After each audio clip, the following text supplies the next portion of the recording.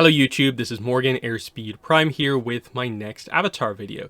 This is going to be the first of a couple of videos that I'm going to be doing to cover the new Avatar Legends RPG book, The Uncle Iroh's Adventure Guide, which is now out digitally for those of us who pre-ordered the book during the pre-order window. Otherwise, it's not actually available to buy right now. It will become available to buy publicly. More so, I think, when they start to ship out the physical copies of this book, which I think is meant to be more in or around September. So right now, the only people who have it are those who pre-ordered it quite a few months ago. That's the situation there. But yeah, I'll be doing a few videos on this. The reason for that being there's so much Avatar stuff happening right now. I have to separate this and split it up a little bit. The Roku novel just recently came out. I'm still doing coverage on that. The comic for this year, The Bounty Hunter and the Tea Brewer, is out next week. The week after that, the My Cabbages book, which has new information, is out. And this book has dropped in the middle of all of that as well.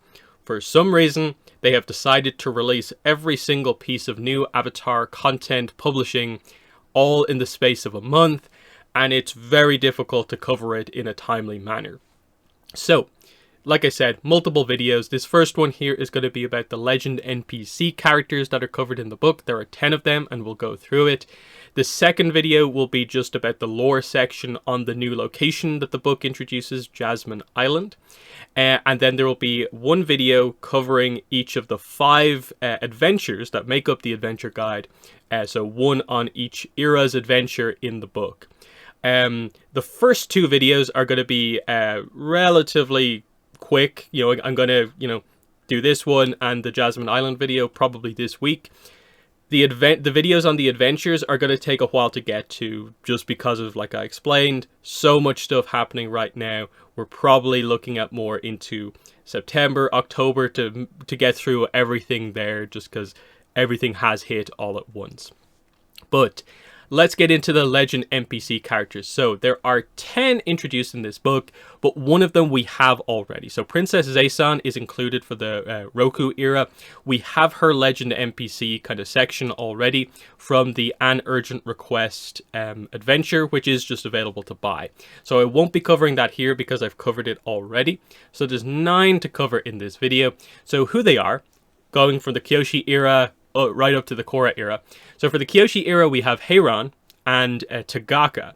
For the Roku era, like I said, Princess Zaysan and also Khandro, who you can see just there. That's the image. But I'll cover some of the other images as we go through. Then we go into the 100-Year War era, and we have Lu Ten and Zhao. For the Aang era, we have Uncle Iroh, as opposed to General Iroh, who was covered previously. For the 100-Year War era, so this is kind of Aang era Iroh, plus Piandao. And then for the Korra era, we have Tonraq and older Toph. So we have kind of young Toph, and this is Korra era Toph, basically. So some of these we'll spend a bit more time on than others, because some of them are mostly just recaps of information we already know, and there's only a little bit to go over. Others we might have to actually read out the full kind of thing, because it's quite new and interesting. So we'll start with the Kyoshi era, and we'll start with Hei-Ran. So here is Hei-Ran's image in the book. So this is one of the things when a character gets a legend NPC, they do get a new kind of full official piece of kind of art. And so this is Hei-Ran. So we know what Hei-Ran looks like. If you played Avatar Generations or have seen some of the art from that, this is the same design. That was her canon design. And the only kind of really unique thing here is just that this is the first official depiction of Hei-Ran outside of the game. So that's nice to get, in a book, an official publishing book. That's nice to see, just because the game is not available anymore, and you basically have to go to other fans to find the images of Hei-Ran from the game. So it's nice to have it kind of locked down here, that this is in fact the official design for the character. So she's depicted here in her sort of like headmistress attire here, which is very similar to the art that we got from Generations. I believe the character stuff here is done by Alexandria Monique. So the main thing here is just that we get the character done in a slightly more official avatar animation sort of art style to match up with the other legend NPCs, and that art style is slightly different than Generations, but I really like the Hei-Ran character design, so I'm pretty happy with this piece for her as well. So how these legend bios are broken down is that we basically get a quote from the character, what their drive is, a history / biography of the character covering their character history. We get a section on how they are as a teacher, if your character while you play the game goes to try and learn from them, and then also where to find the character has some slightly more updated information on where you actually go about finding the character in that particular era. And then the only other thing that's particularly notable is techniques. So each character is given 3 techniques, and for specific characters, sometimes there is a unique technique that sort of confirms they have a specific type of bending, which is somewhat interesting to note. So, with Hei-Ran, her quote is, "Weakness is practiced and learned as much as strength is," which I think is from Shadow of Kyoshi. Her drive is to prepare the next generation to assume responsibility for the world, which I think makes sense for her as a teacher who wants to set the next generation up pretty well. Her bio is mostly just recap and just ordering the stuff that we get from the novels into more of a kind of structured bio here.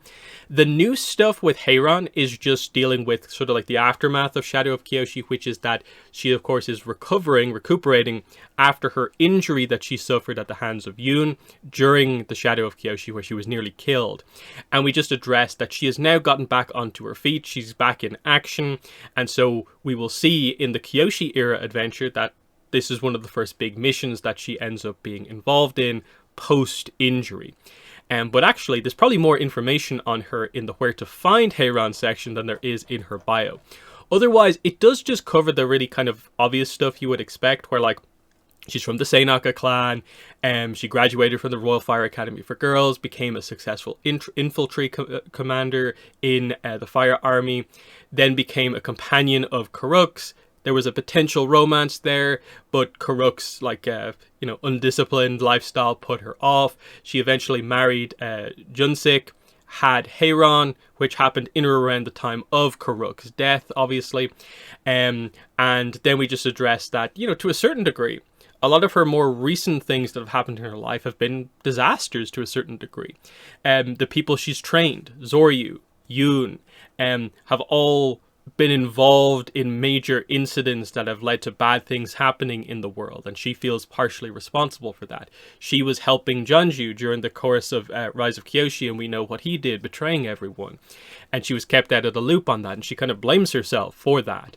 So we set up the idea of like what happens in Shadow of Kyoshi, her blaming herself for this, trying to address her dishonor, basically, attacking Yoon. She injures him, but she is nearly killed when she faces Yoon, and the idea is that now she is recuperating after that. I don't believe there is anything that is actually new in her history necessarily as a character. Maybe some of the way things are like specifically worded, but I don't really think there's that much that's really new. Hei-Ran as a teacher, it's mostly just described that yes, she's a very experienced teacher and has a lot of experience in a variety of kind of disciplines because she was part of the army and has trained 2 avatars, that sort of thing. She is a very good teacher. She's a little bit strict because she expects a lot from her pupils. And the big thing with her that's kind of very character focused is that she really demands of her students that they publicly admit culpability for their own failings, basically, like she does. She expects that from them also. The Where to Find section is interesting because it's like modern, kind of up to date. So it highlights that Sifu Atuwat strictly forbade her from hard work and stressful pursuits during her recuperation. So she was doing a lot of physical therapy, reading, writing letters, that sort of thing. And she says that it was torture to be like that. Now she's back in action. She's healed enough. Though there is the question of, has she gone back to work, too early? Because it says here, on bad days, her injuries still bother her. but she really wanted to get back into action as soon as possible. And so, yeah, you'll find her training promising young firebenders and performing important tasks for the crown. She takes her duty seriously and is glad to finally be of some use again, which is interesting. So the only other thing I'll mention here is just that towards the end of her bio, it does say that Hei-Ran dwells on her failures, but her strength and guidance are among the foundations of Kyoshi's power. So she is still a very important person that Kyoshi knows, obviously. The techniques she is listed as having here are Spiral Flare Kick, Fire Stream, and her legendary technique that's kind of exclusive to her is Blazing Sun, which is described as summon a ball of flame as bright as the sun and press it directly into your foe. So makes sense, as she's known for her Agni Kai victories, of course, which they address in her bio as well. I guess maybe she used this technique in those fights. But that is Hei-Ran, just mainly summed up as she's back in action now. Her injuries still linger, but I don't get the impression it's super bad. It feels like she will eventually recover from them pretty much fully. So that's nice to know, and I'm interested to see what the next big step for her as a character maybe is. From Hei-Ran, we move into Tagaka here. So here is Tagaka's art. So once again, based on the Avatar Generations depiction of the character completely. You can see she's holding her legendary sword, the Blade of Tagaka, which we of course know where she got it from, which is kind of fun. She is also pictured here water bending, and I think it's a very cool pose with the sword and the bending. That's always nice to see. I think the look she has on her face is very characterful with the type of person that she actually is. And I think most people really, in general, love the look of this character. So very, very pleased with what they have here with the art. So Tagaka's quote is, "I look forward to our battle of wits tomorrow," which is from The Rise of Kyoshi, heading into the big negotiation on the iceberg. Her drive is to rebuild the Fifth Nation, which already should tell you something interesting about her character, which is that the big new thing with her, again, right at the end, is she is now free. She has escaped from imprisonment in Lake Laogai and is sort of on the run from the Earth Kingdom, trying to rebuild her Fifth Nation fleet so that she can have power once again. So that's a big thing. Notable villain in the Kyoshi era, back in play once again, with the setup being that, oh, when is Kyoshi going to track her down again? That's going to be an interesting situation here.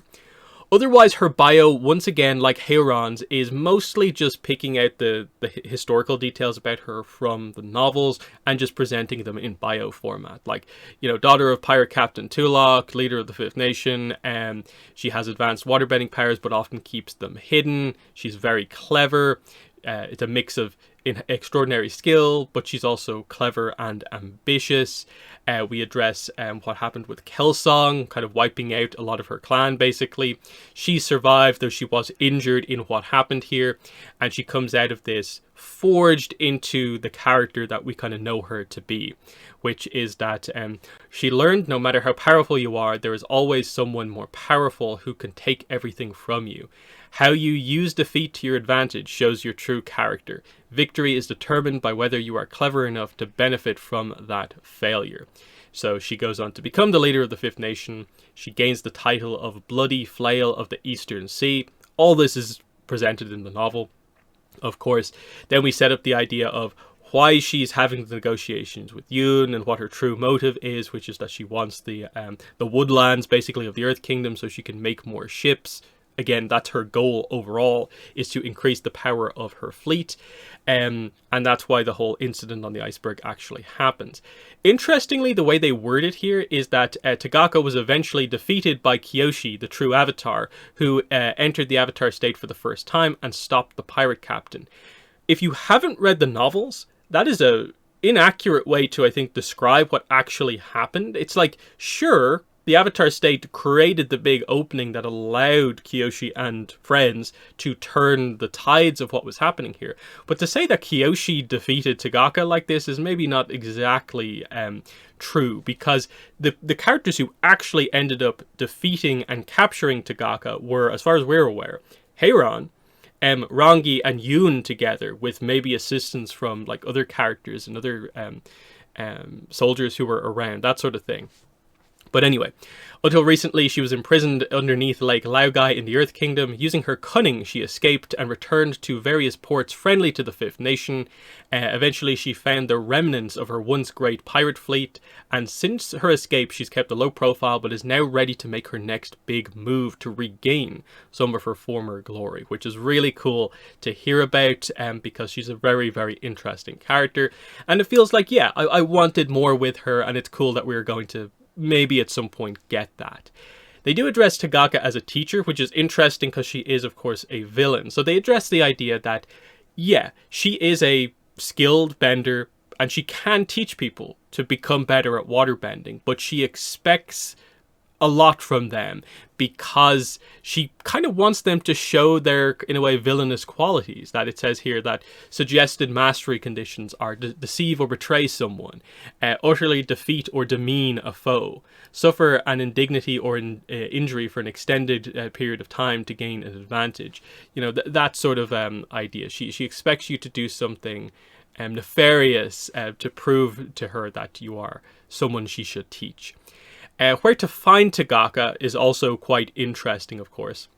She brutally carved her path to freedom, so maybe she freed herself with maybe some assistance from other people, we don't really know.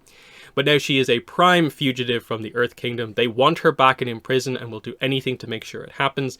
The Earth King has written Kyoshi about the escape, and it's only a matter of time until the Avatar tracks down Tagaka and returns her to prison. That feels like a little bit of a promise there that we're maybe going to get that story somewhere, and which I think will be a very cool rematch to have, because their first encounter, like Kyoshi, like this was the moment where I suppose it was made clear to everyone that, okay, Kyoshi is the Avatar. But they didn't really have a fight, though they both, I think, found each other quite interesting. Tagaka maybe coming face to face with a more fully realized Avatar Kyoshi is a very interesting prospect, though Kyoshi should be so much more powerful. Like, Kyoshi should be able to really kind of somewhat easily defeat Tagaka as far as we're aware, but who knows? There might be some sort of an interesting kind of connection and idea here that Kyoshi might take a different approach with Tagaka because she knows her. But there's also the sense of, is Kyoshi going to return her to prison, or will Kyoshi make the decision that this is someone that she needs to take out? Is Tagaka that dangerous? And that's always the debate when it comes to Kyoshi of like, will she just make that decision or not? So interesting. So yeah, she's keeping a low profile to avert the wrath of the Avatar. She wants her revenge, but she wants it on her own terms. And so she's now set her sights on Jasmine Island as a place that is a small enough target that it won't draw attention, but it has rich resources that she can build from and rebuild her empire from there, which is a very interesting connection overall, highlighting that, okay, it's Tagaka that kind of initiates the conflict in the Kyoshi era on Jasmine Island. That's good to know. Her techniques are Breath of Ice, Switch It Up, and Ice Eruption is her legendary technique. Pull a forest of sharpened ice spikes out of the water or ice around you.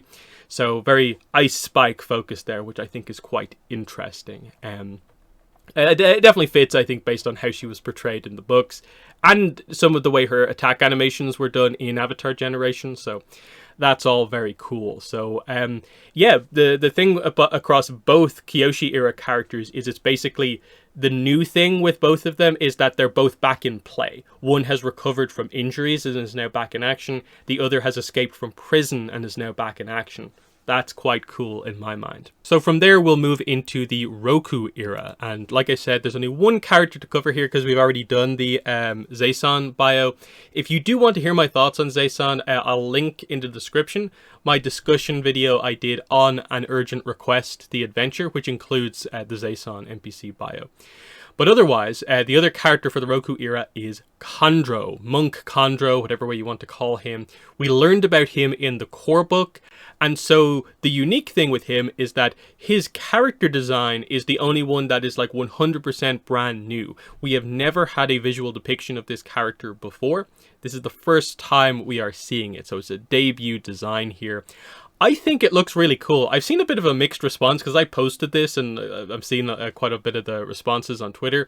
Some people really like it. Other people don't seem to think it's that great. Some people more in the middle on it.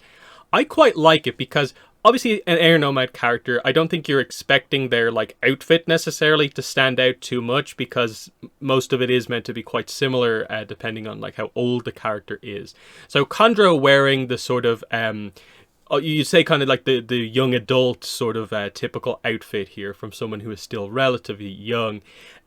He's not moved on to wearing the full kind of master's robe that we maybe expect from like the elders. So it still gives the idea that he is quite young, which I think is a nice look here overall. But the unique thing, of course, about him is the idea of probably the facial hair, plus the fact that he actually has hair on his head. He's not bald, which is an interesting thing with his character and sort of the idea of he at the same time wants the Air Nomads to evolve in their ideas and their beliefs in some ways, but then in other ways he wants them to go back to their roots and kind of what truly makes an Air Nomad, what their philosophy is at its core. But I don't think he is this kind of strict, staunch traditionalist to where it's like, no, you have to have your head shaved and that's everything. So I think because he goes on to become sort of a political figure and wants to inspire people behind him, I almost like the idea that he chooses to have the hair so that he maybe doesn't immediately give the impression of I'm like all the other Air Nomads and have this very kind of strict view on the world. I'm a little bit more open and want the Air Nomads to have bigger ideas and listen to me because I'm a bit different. So I think it's a cool design that I think it's a really nice looking design overall. So I don't agree with people who think it's like weird looking or anything like that. So that's my thoughts on just the design there. His quote, and the quote is interesting from him because he only is in the RPG, there's no like dialogue material like anywhere with him. So this is the first time we're ever getting a quote from Khandro, words that he's actually said. Every heart seeks peace, but to find it, one must prize it from the cold chains of a corrupt and unjust world. And that's very characterful for him as well. Every heart seeks peace. That's very Air Nomad, I think. But for an Air Nomad or anyone to find it, you have to prize it from the chains of a corrupt and unjust world. That's very fitting with what he is about. It's a very characterful quote. He wants to change the world so that there isn't corruption, there isn't injustice, basically. And that's how he views it, as they will achieve peace. And we'll see that as we go through his bio and stuff like that. His drive is equally characterful. Cultivate equality through dismantling of unjust systems of power. Now, we have details about him from the core book, but it's not the most like in detail thing. So his bio is actually like, it feels like in a way like one of maybe the first times you're really getting into him more than just the kind of like very Cliff Notes version of what he's about. So I'll go through this in a little bit more detail. Khandro showed savant level aptitude for airbending from an early age. To cultivate his talent, the idealistic boy was sent to the Southern Air Temple and took to his training with gusto. He deeply believed in what it was to be an Air Nomad, and dreamt of being old enough to go out and help the world. Once Khandro actually began traveling the world, he witnessed just how terrible circumstances were in some places. Though the Air Nomads helped to a certain extent, ...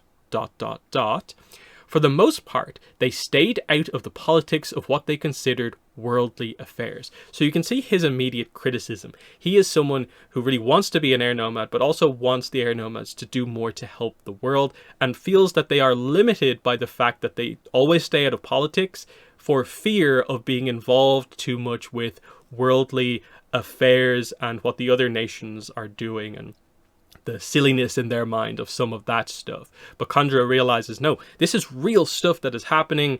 We need to be involved more than we actually are. Stepping away at the last moment is maybe not the best way to help people overall. That's kind of his view on things, that, you know, we're very neutral Jing, waiting to see what happens. Maybe we need to lean more towards being a little bit more kind of neutral or maybe even positive Jing. That's sort of maybe that idea. The air nomads wanted peace, but Khandro was frustrated that they refused to take the necessary steps to ensure that happened. Despite seeing a systematic hypocrisy in the air nomad logic, every attempt he made to get the air nomads involved was ignored or chastised by his elders. They couldn't remove a corrupt governor starving his people in the Earth Kingdom, not when that governor had the Earth King's sanction. They couldn't stop pirates raiding coastal villages from behind a protected border, not when crossing that border could provoke a war. And it's that idea of the air nomads can help in these situations, but is it enough? Is it enough to just help the people who are starving and not actually address the reasons of why they were starving in the first place? Is it enough to just give aid after pirate raids, or to maybe go out and maybe try and stop the pirates from doing it in the first place? That idea. There seemed to be an excuse for everything, all of which sounded like terrible cowardice to Khandro.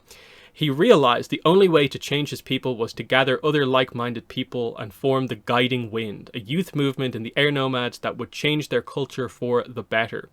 They'd help dethrone the nobility who corrupt the lives of those truly in need. That's a big line for him. He doesn't like the nobility in the different nations, and thinks that that's one thing that really needs to change. And when you change that, you will change everything, basically.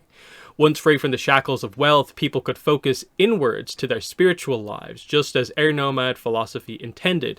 And then it has in brackets here, according to Khandro. So you see the idea that his idea is sort of that the air nomad should be initially even more kind of outwards focused, but do more, be more involved in the politics. But then once they've actually effected change, allow them to sort of retreat more into themselves, be focused more on spiritual matters, like he views air nomad philosophy as kind of primarily being about. And the contrast to sort of the elders who are like, no, we'll spread around the world and help where we can. We might not be helping to the extent that other people want, but we'll always be, helping. But maybe that doesn't give us time to reflect inwards spiritually, and maybe we're losing a little bit of a sense of that. But there is this ultimate idea almost at the end of this of like Khandro wants them to become, in the end, a little bit more insular at the end. And is that the right approach? And you can see how this is, I think, a pretty well constructed sort of different faction within the air nomads that actually I think makes a decent amount of sense. So yeah, he hates the air nomad elders because they've condemned his kind of new approach and stuff like that. That why is he facing such stiff opposition from his own nation, basically. But now we get the kind of newer stuff with him that relates to what we know from the RPG. Now older and wiser, Khandro still hopes his people will change for the better, but has turned his eyes to the international stage for his political movement. He's engaged to marry Princess Zaysan from the Fire Nation, whom he met when he was first traveling the world in his youth. Khandro feels respect and friendship for Zaysan, who is mentally and spiritually his equal. All his life, he's been too focused on the search for enlightenment to experience romantic feelings for anyone. So he sees their union as a strategic one for the betterment of the world and wishes her every happiness in her private life. With his marriage, he hopes the Guiding Wind will gain much needed support from across the four nations. So this is his new thing here. This kind of political marriage with Zaysan, who is also kind of affecting change in sort of her own way, and that together these two, it feels like, are actually going to have this big impact. If you read the core book stuff, this is becoming a major problem for Sozin to deal with, and there's almost the sense that Zaysan might be able to generate enough support where maybe she gets installed as the new kind of, Fire Lord, basically, that idea.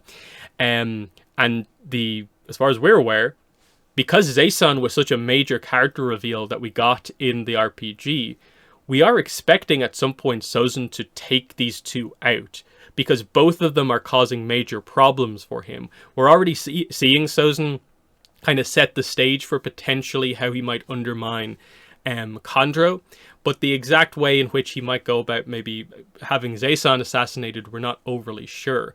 The big event we're waiting for with both Khandro and Zaysan is that their wedding is coming up soon. And I don't know, I think we're all expecting some fireworks to actually happen at that thing, in terms of Sozin's probably going to make some sort of a move, that whole idea. But Roku for sure can't know Sozin did anything to them, otherwise it would be very obvious that he is the villain that we know him to be. So it's going to be interesting to see how that all plays out, basically. And then you'll note that in the text there, they also basically address the idea of there isn't actually a romance really between the two of them. It is purely a political thing, but Khandro's basically, I suppose, allowing Zaysan to have her actual romance with Ryo-shan in the background. Hopefully someday we get a legend NPC bio for Ryo-shan. I think that would be interesting. Khandro as a teacher, they just describe he's very busy doing a lot of things, but he doesn't like the idea of hoarding knowledge, so he would teach people. He's a very good airbender. He is a master. He's always humble and willing to teach. He expects his students to be humble and willing to learn. The only kind of unique dynamic with him is that he does expect his students to be of sort of good kind of moral character. He expects them to have beliefs and stick to them, basically, that whole idea. And to, be somewhat like him in the way he wants to fight against these systems of power in the world. Where to find him, we get an interesting detail here, which is that he is a true air nomad, so he's oftentimes just flying around the world. He could be anywhere on his flying bison Zimu, Z-I-M-U. But yeah, he'll typically be in one of the air temples or the Fire Nation with Zaysan as they continue their important mission, of course, as part of the Guiding Wind. His techniques are Breath of Wind, which is very self-descriptive, Cushion the Forceful Fist, which says, put a cushion of twisting air around your body that keeps physical strikes at bay. So kind of air armor is kind of cool. His legendary technique is called Cyclone of Self. Create a cyclone of air around yourself, a terrible storm with you at the eye. So almost the previous technique taken to an even bigger degree of just a full-on cyclone around you is kind of interesting. So that is Khandro. I would say this is a very successful Legend NPC bio. I think it does a better job than the core book does at presenting the whole idea of what he's about. This has always been a somewhat confusing thing to be like, I have to read through that section of the core book a few times to get the idea across. But I think it's presented very well in his specific bio here and all the information we get on him. And I think it does just help actually as well, having the visual for what he looks like as well. That is nice to have also there. Even if there's not a ton of new information here, I think it's information presented in a different enough way to where it really helps you to, I think, truly understand what the idea of the character is about, basically. So we'll move on from Khandro and the Roku era into the 100-Year War era. So first up for the 100-Year War era is Lu Ten. So he was definitely one of the most hyped parts of this book, just knowing that we were going to get a bio on him, because he's a character who is important to Iroh's story. But then you realize, like, all these years we've known about Lu Ten, but then we know nothing actually in detail about him, like, really at all. We've had little scraps here and there, like the Legacy of the Fire Nation book has like a little bit on him. His character design, as you can see here, we have had for like a while, but there hasn't been maybe many, you would say, like hero, like big major depictions of him. So it's cool to get just a full-on Legend NPC, like just really clean piece of art for him like this.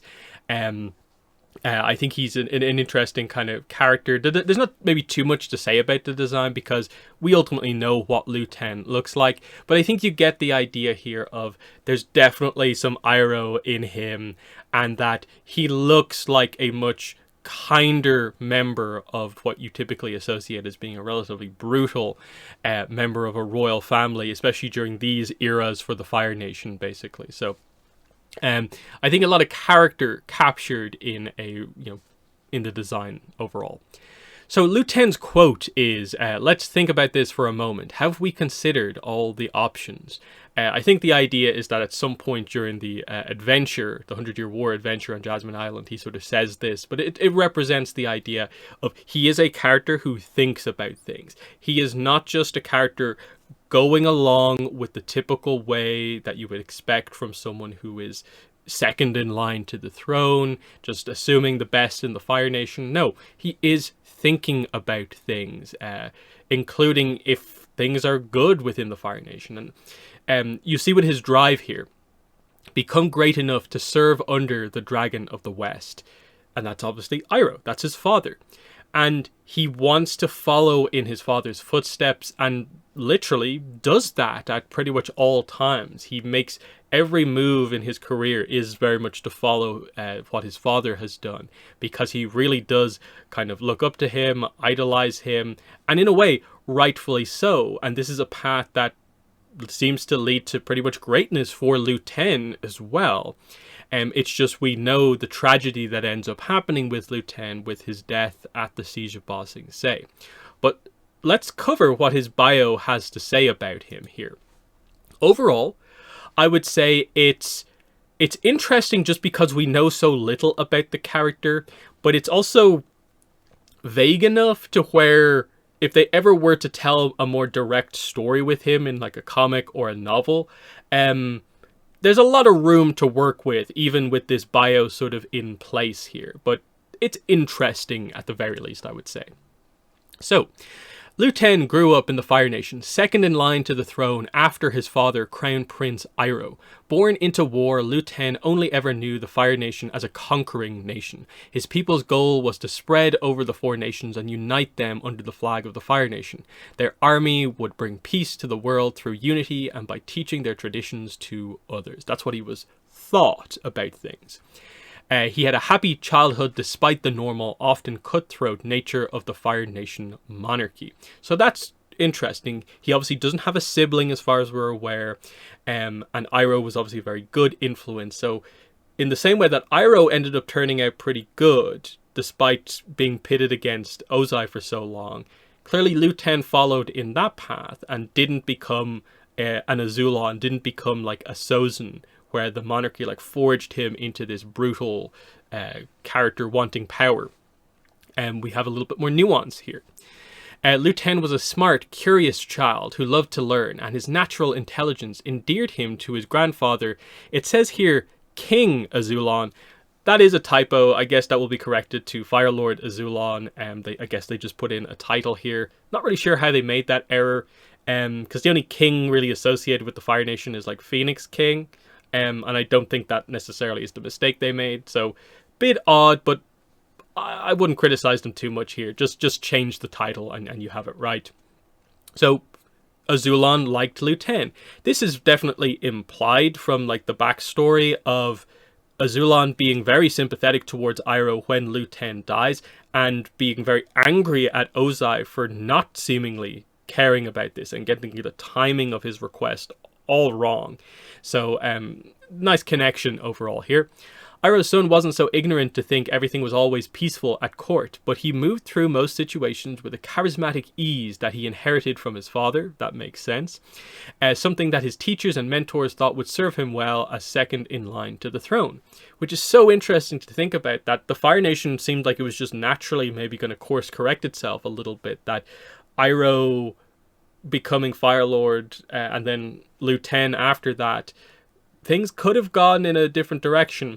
Was it going to change as much as it ultimately maybe needed to with Zuko and what everything that happened? Perhaps not, because we know Iroh kind of misinterpreted aspects of his destiny and made mistakes himself.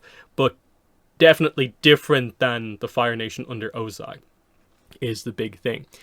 Liu Ten failed to grasp as a child that conflict was rarely that simple. Though he learned a great many lessons from his father, some Liu Ten could only learn through experience. So when he came of age, he immediately joined the Fire Nation's military, despite his father pressing him to consider other options. So Iroh didn't necessarily want Liu Ten to join the military, that maybe you can be something more than that. You don't have to follow in my footsteps.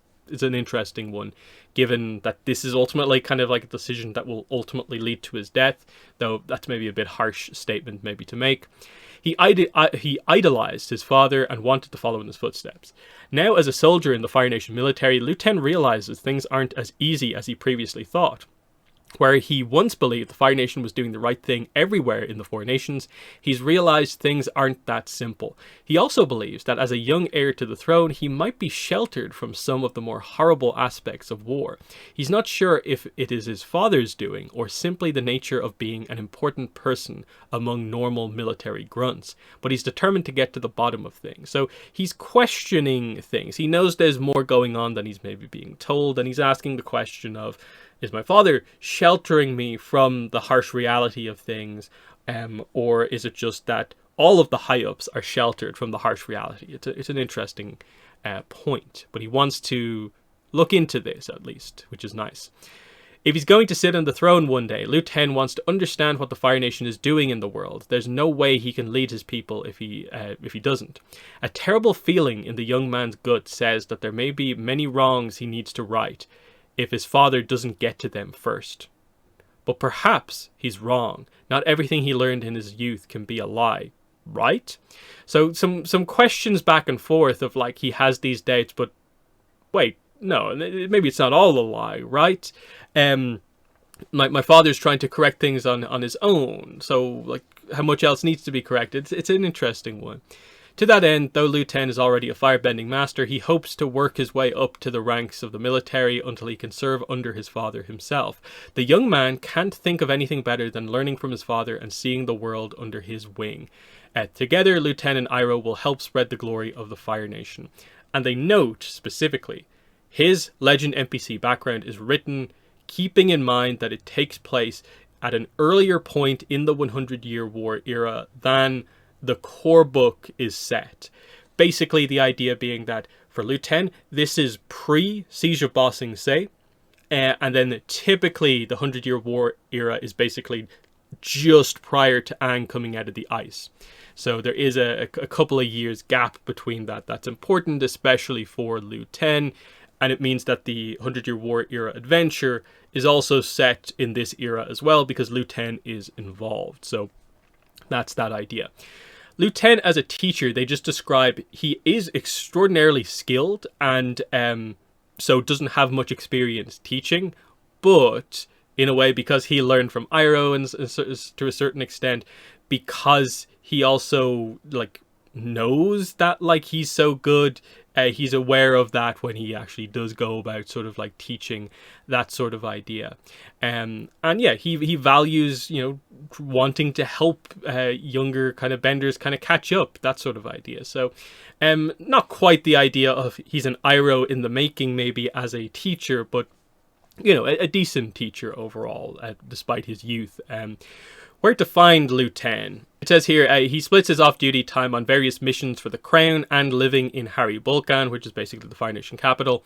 Though he tries to travel the world as much as possible, he has an innumerable number of various ceremonial and practical duties as second heir to the throne. Since Crown Prince Iroh is an invaluable member of the war effort, it can often mean many of his duties in the Fire Nation capital fall to his son instead. So because Iroh is such an active general, Liu Ten is kind of brought into play to do some of the more kind of ceremony, official duties, that sort of thing. So that's quite interesting. While Liu Ten is happy to help his father by taking over princely duties when he can, his heart is elsewhere. Combined with the Fire Nation Palace being an incredibly guarded location, heroes are more likely to find him as a teacher elsewhere. Though he's an excellent soldier and follows orders, Liu Ten tries to understand the situation before he acts and takes extra time in order to make sure the job is done right, by his own standards taught to him by his father. Enterprising heroes might happen upon him in places where the Fire Nation exerts its influence and could find a sympathetic ear in the air if they present their case clearly. So that I think makes sense. It's going to maybe be hard to contact him a lot of the times, so you'd have to find him when he's kind of out on a mission, basically. His techniques are Fire Blade, Fire Stream, and then his signature technique, his legendary technique, is not a firebending technique. It's just a action, basically. It's called Feed Doubts Fire. Ask a question of your opponent that so thoroughly cuts to the heart of their own internal questions, they stop in shock. So armor-piercing question is basically what he has, which I think is actually an interesting kind of character point, is that he thinks about things enough that he is typically able to see through to the heart of the matter and understand what's going on. He is, in many ways, the exact opposite of the other 100-Year War era character that we have here, Zhao. So I think that is actually a quite interesting comparison. But overall, I would say I come out of it being like, I'd say a little bit disappointed. Maybe I don't know what I was maybe expecting. Maybe a little bit more detail about him, but it certainly highlights the idea that I think for Liu 10 to really step into the spotlight, he needs a story of his own. We need to see him saying dialogue, interacting with people, and seeing the emotion from this character to really get behind like what he was like. It's one thing getting the lore on a key character, and it's another to see them kind of in action. That's sort of the idea. So yeah, moving on to Zhao, and again, specifically, this is Captain Zhao. I'm not going to show you the character image here. It is new, but like, you know, it's Zhao. You know what Zhao looks like. He also, because of the way they do the setting here, this is an earlier Zhao, set again prior to the Siege of Ba Sing Se here. So Zhao's quote is, "I assure you, I have everything under control." His drive is to rise to the top of the Fire Nation military. So, as expected, you get some of the details we already know about his backstory with the whole like Zhang connection, but they do give you a glimpse into his actual like childhood. He was born into a lower middle class family in the Fire Nation. His family struggled to make ends meet, but his two hardworking parents kept them afloat, believing anything was possible as long as you kept at it. They also believed very heavily in the propaganda about the Fire Nation and the war. Zhao grew up sharp, hardworking, and utterly loyal to the Fire Nation. Zhao was incredibly insecure about himself and was picked on terribly as a young child. He clung on to the more cruel Fire Nation propaganda as a way to survive and developed an avaricious need to climb to the top of any pyramid. He became unmanageable as a teenager, and lacking the resources to deal with Zhao's often vicious nature, his parents turned him out of the home. So that's all stuff that I don't believe we knew about like at all with Zhao. I do think the fact that he trained under Zhang was like the first stuff we ever knew about in his life. So that's an interesting one, that like the idea of he kind of came from nothing. In regards to the whole like Azula talking about Long Feng, I suppose it also sort of applies to Zhao as well, of like, you know, those who are destined to have the high up positions and those who have to fight and climb to the top. Zhao definitely had to do that, of course, but seemed like he was always going in the direction of leaning into the kind of cruel side of the Fire Nation.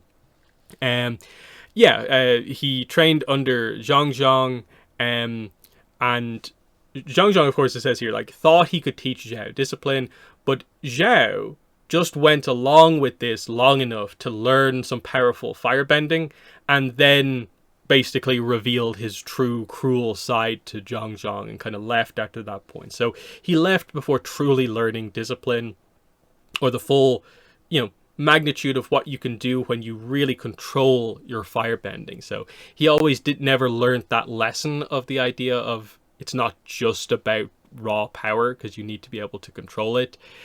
So there's that whole kind of aspect as well. So yeah, we then address the whole idea. Yeah, he gains entry to Wang Shitong's library and exploits the beneficence of the great owl spirit.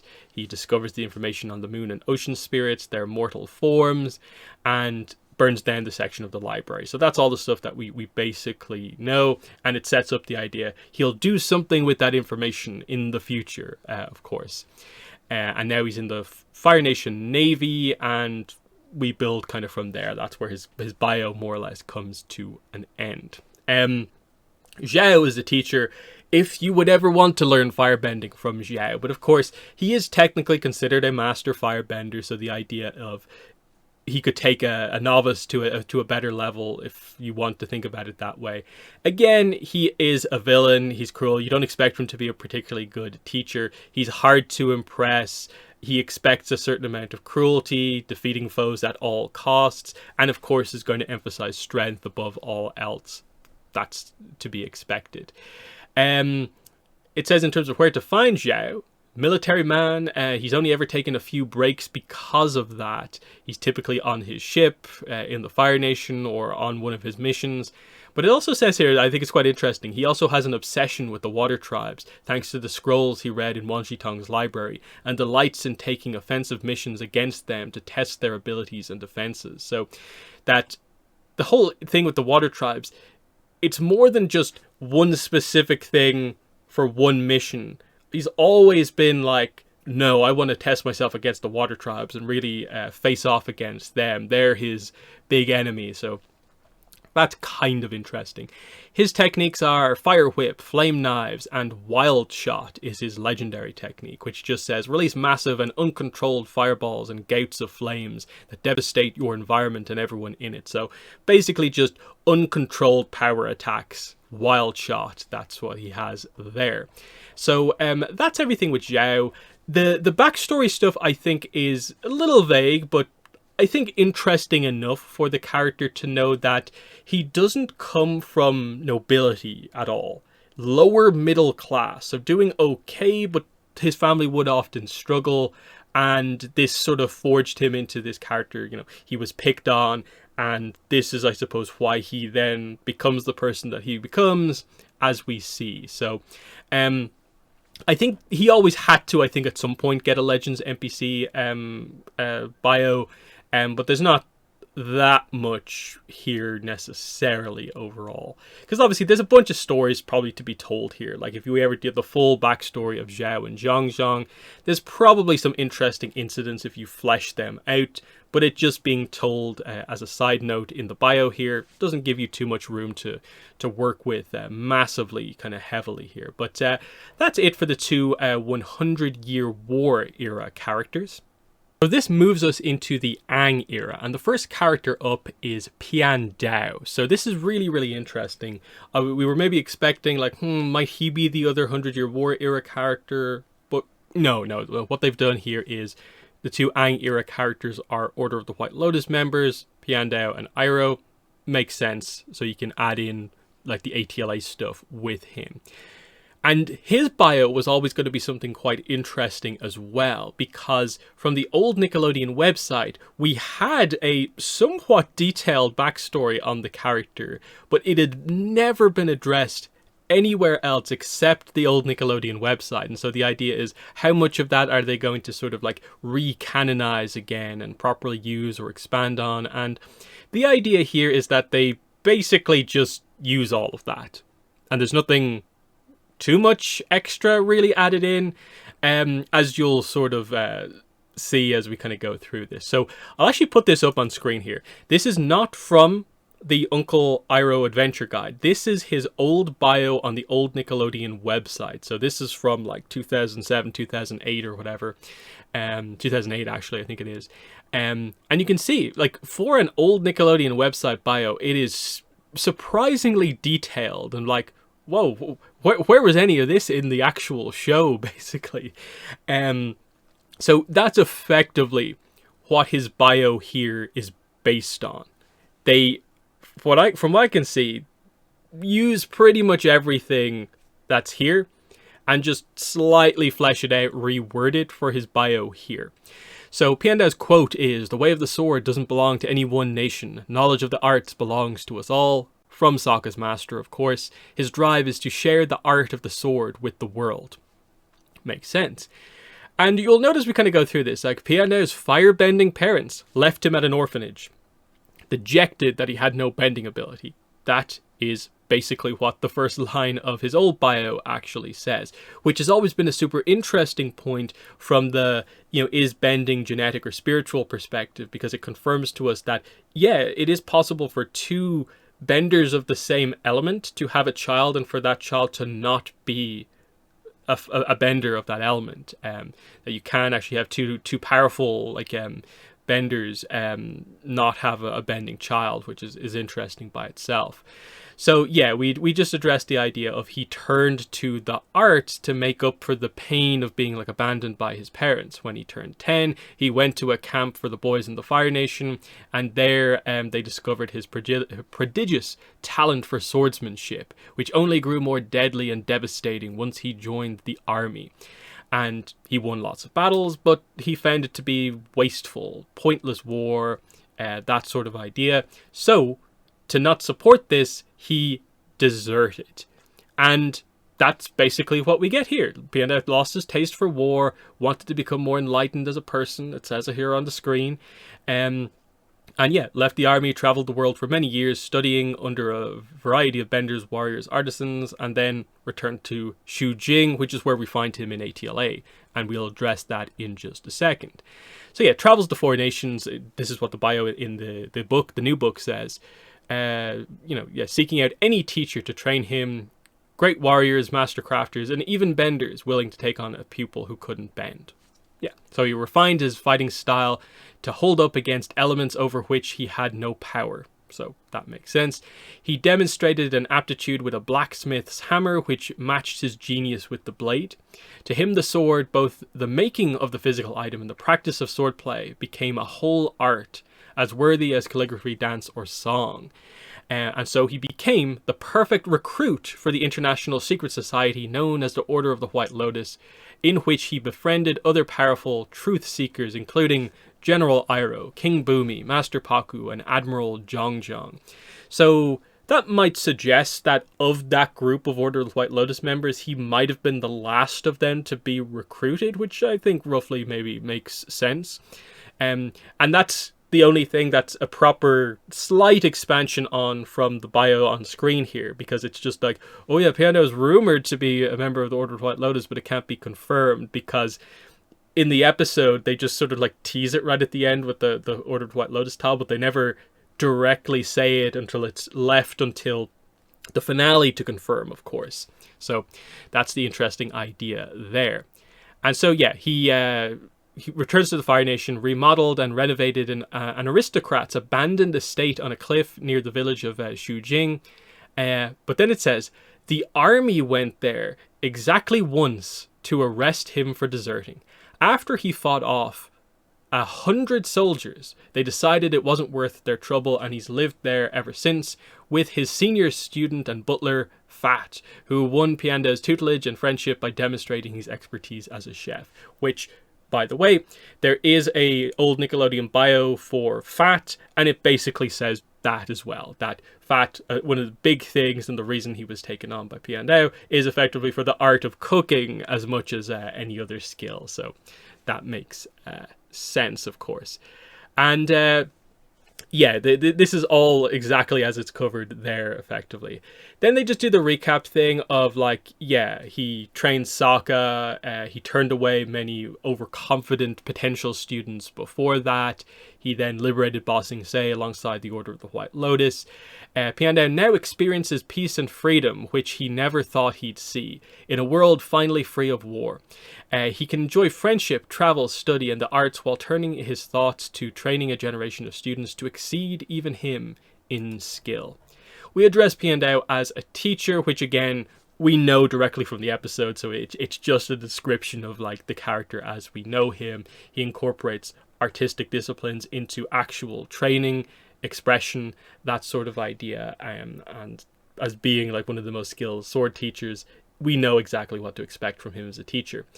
Where to find him, and yeah, it just says, yeah, his estate near Shujing, maybe somewhere in the Fire Nation, and that if you meet another member of the Order of the White Lotus, they might be able to introduce you to Piandao. That's the idea that we get there.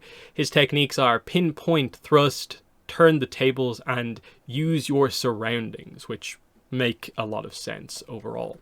So the big thing here is just the idea of they chose not to go in like in any way in a different direction to the older lore, and instead to just bring it to light once again. Because I know a lot of people aren't super familiar with the stuff that is on screen, aware of where to find that kind of like lost lore from the old Nickelodeon website. So it's cool to have a more modern piece of text content address that and just slightly flesh it out. But there's not actually that much new stuff here, of course, obviously. So that's that. Next, we go into Uncle Iroh. So there's not too much to really talk about with him. His quote is, "It's time for you to look inwards and begin asking yourself the big questions. Who are you and what do you want?" His drive is to preserve peace and balance in the four nations. And yeah, his description, it's basically just his ATLA description rather than his backstory, because again, his General Iroh kind of description in the core book gave us the insight that was more into his backstory. Here it is more just a recap of ATLA Book 1, Book 2, Book 3, and you know, some of the wording is nice, you know, just to see it framed in this specific way, but it is just the recap of ATLA basically. So yeah, post-war, Iroh's life has been peaceful, even happy since the end of the war. He's returned to Ba Sing Se to become a proprietor of his tea shop, the Jasmine Dragon, and spends most of his energy developing new tea preparations to serve his customers. One regret he lives with is how he handled the retreat of his troops from Ba Sing Se after his son Liu Ten was killed.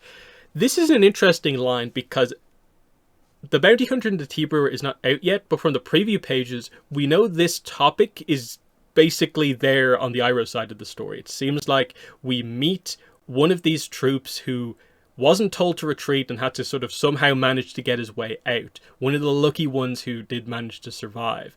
And I guess Iroh finally gets confronted about that. So it's interesting to know if that line is referencing Bounty Hunter and the Tea Brewer with the idea that if things had gone correctly, that book was meant to have been out well before this book, but we've ended up in the kind of reverse situation overall. So just an interesting thing with the newer content overall.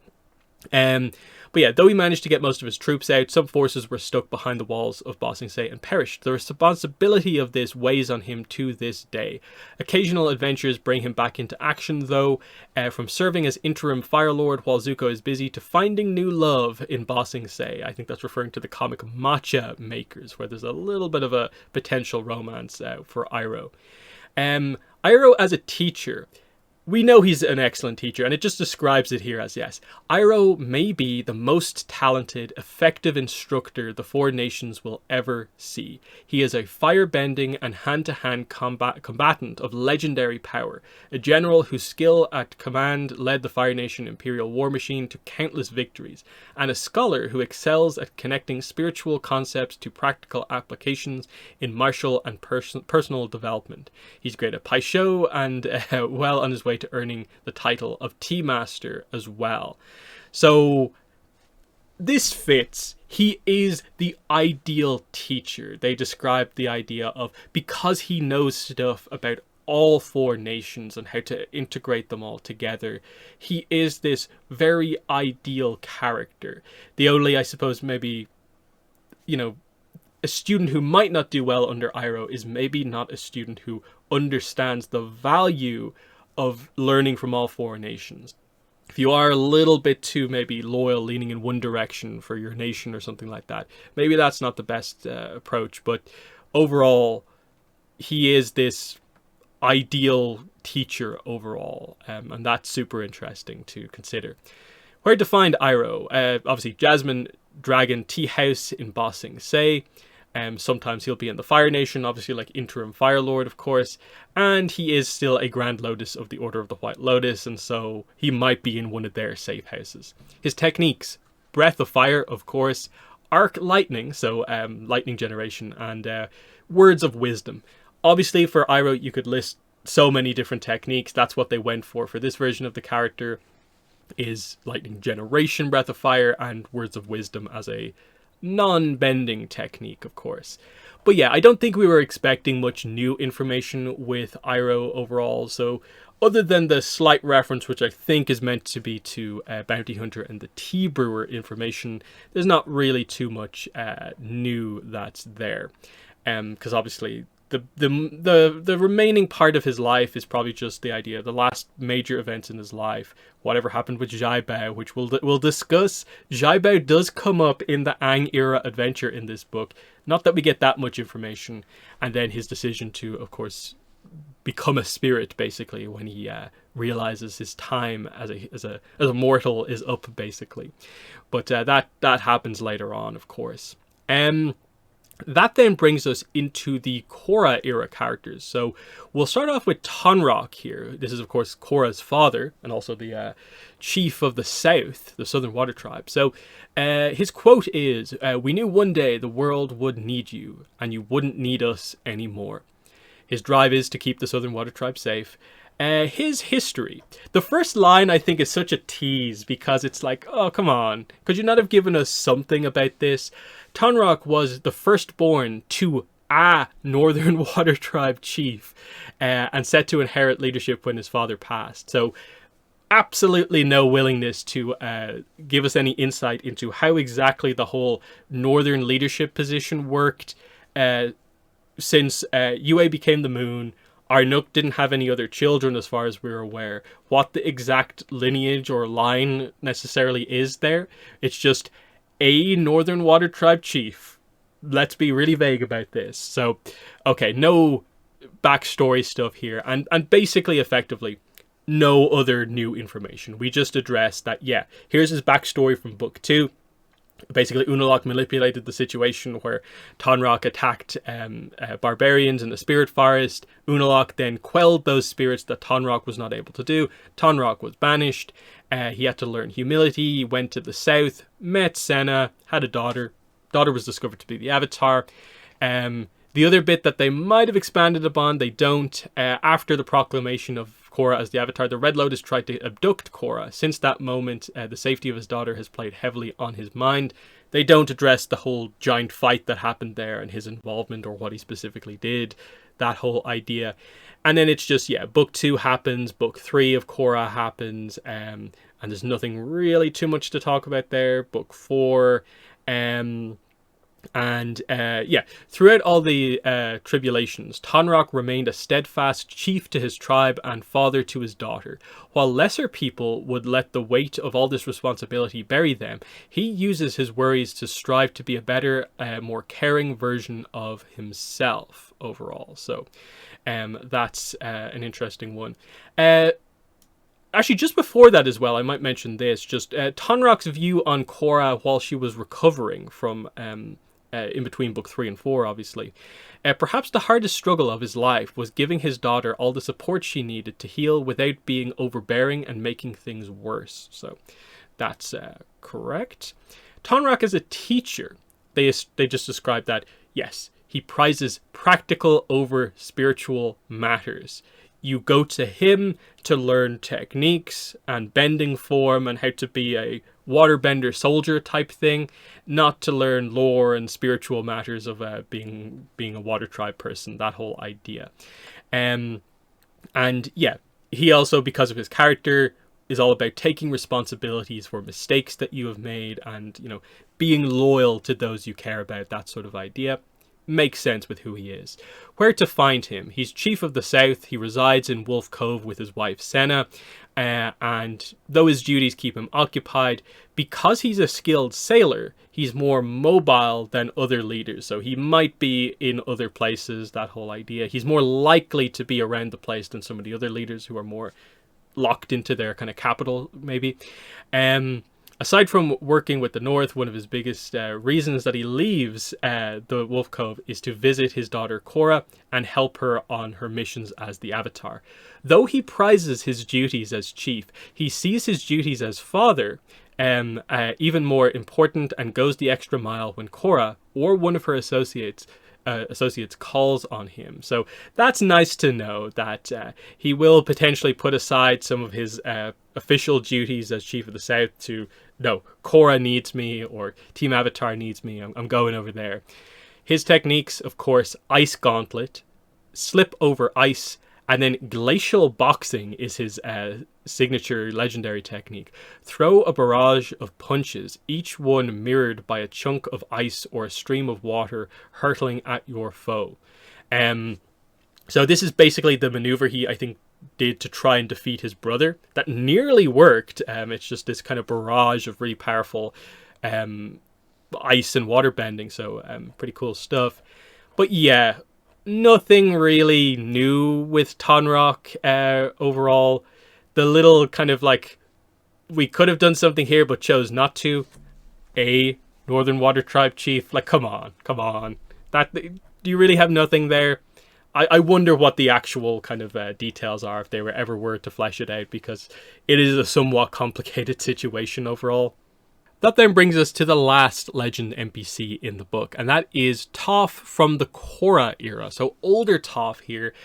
And there is at least some interesting stuff here, because her history at least alludes to or rewords some of the details about her from the kind of gap period, and some of it feels somewhat new just in terms of the kind of presentation. So it's somewhat interesting, even if there's, I think, nothing huge.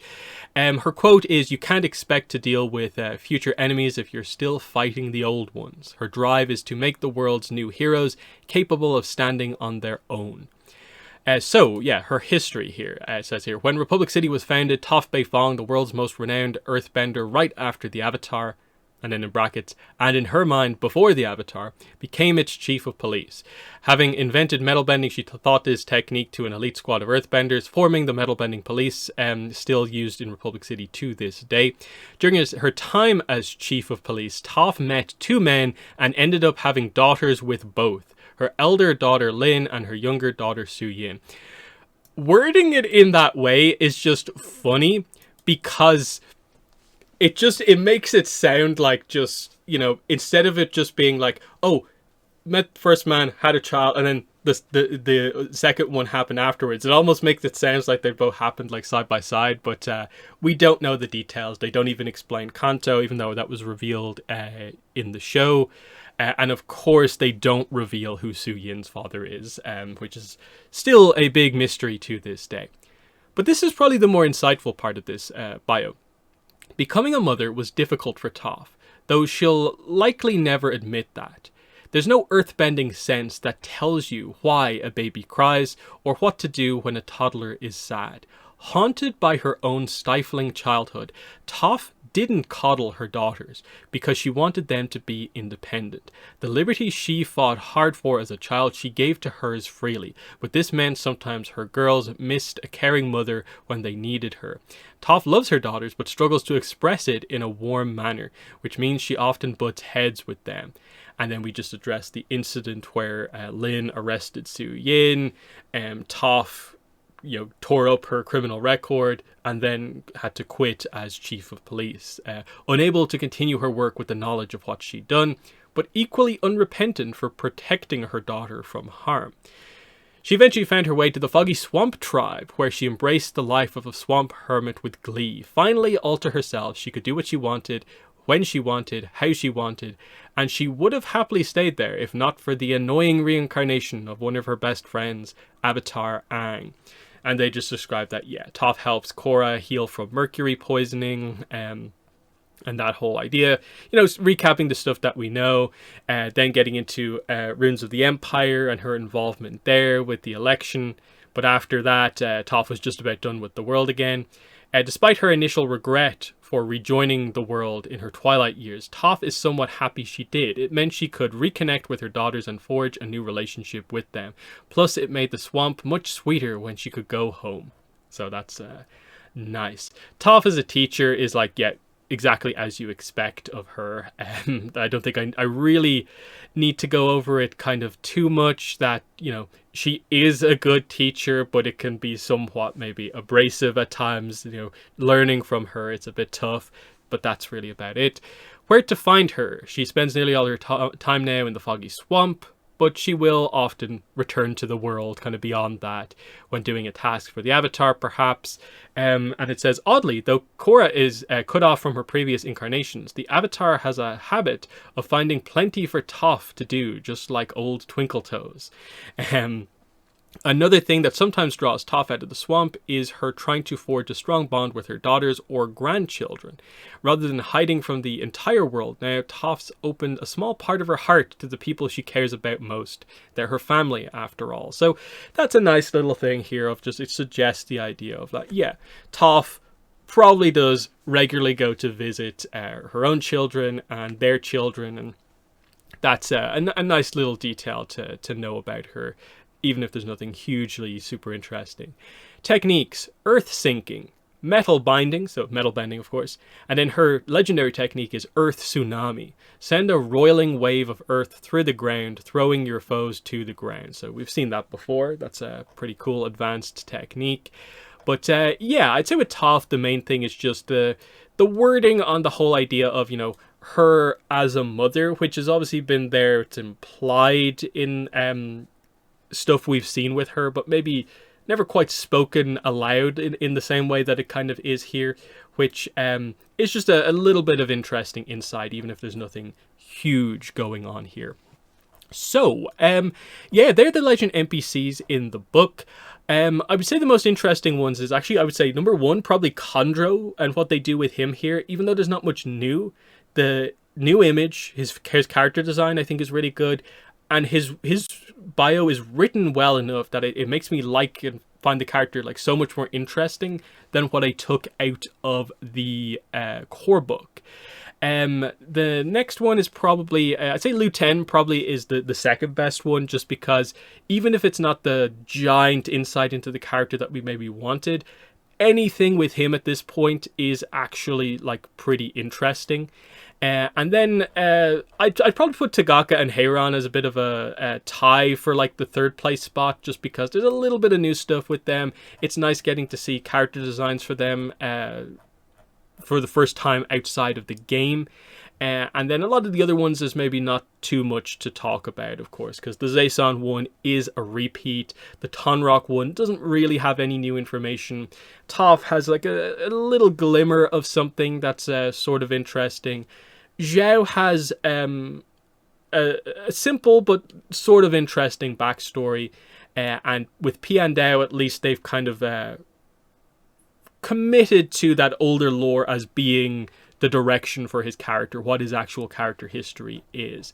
Obviously, with a lot of these characters, the idea is more that I think we want to see them in stories going forward, and so maybe their backstory only offers so much insight overall. But yes, that pretty much brings the video to a close here. So in the comments, let me know what your thoughts were on these legend NPC characters, and then I'll be back in a couple of days with my next video about the Uncle Iroh Adventure Guide, that being the lore section on Jasmine Island itself. But let me know your thoughts in the comments below. But that's been the video. Thanks for watching, and bye.